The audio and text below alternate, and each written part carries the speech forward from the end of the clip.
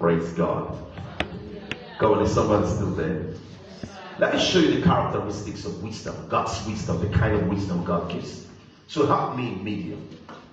Media, you still need to retune that because your character sometimes is. Wow. Everybody look up. From above is first pure. Hold on, please. Look up. Look at me, everybody. Look at me first. If it says the wisdom that comes from above, that does not come from above. That's where smartness, craftiness. Help me now. Huh? Yeah. That's where this one's come from. But the wisdom that is from above, which we know that comes from God, it says it is pure. I'm not here to teach you to grab wisdom that is not pure. Because the wisdom that is not pure doesn't come from God, it comes from the devil. Whenever your IQ is risen, your intelligence is open to cheat people and manipulate people and be cunning and be crafty, just know that's not God working, that's not God at work. That is the spirit of the devil, and fight it hard with everything you have in you. Resist it. And let me tell you the gospel truth. Anything that comes out from the wisdom that is not pure does not last. Anything, I repeat myself, that comes out from the wisdom that is not pure does not last. It blossoms for a season and it withers away with speed. And most times when it withers away, with speed, you discover that what you find with men and there is can I ask you a question?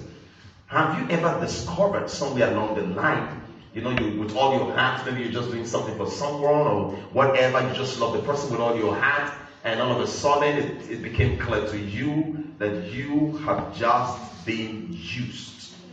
How do you feel? Watch out. Everything you once called love turns to bitterness and hatred. That's what happens. When you come from the negative wisdom that is not pure, it's like you're casting a spell on people and it doesn't last. After a while, the spell wears out. And once the spell wears out, they hate you more in life. Are we still together this morning? A woman said to me, he said, I have told people to advise my ex never to pass the same road with me. Because if I see him, I'll kill him.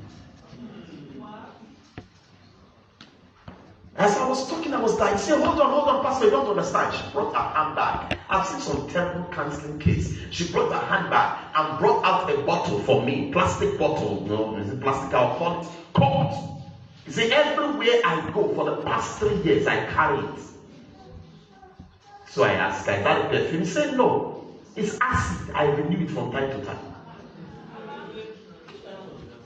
So any day I see him, I'm carrying this thing for him. Any day I see him, I will empty it on him. You once loved him, she said, with all my heart, all my life. Listen. But she said, I only discovered after 6 years that I lived from the day one for 6 years in this city. The wisdom that is not from God is a spell. And spells don't last. They have a duration of expiration. That's why you must never walk that line. Am I talking? No, it's been a while. I've not been taking time. I want to go back to my deep teachings.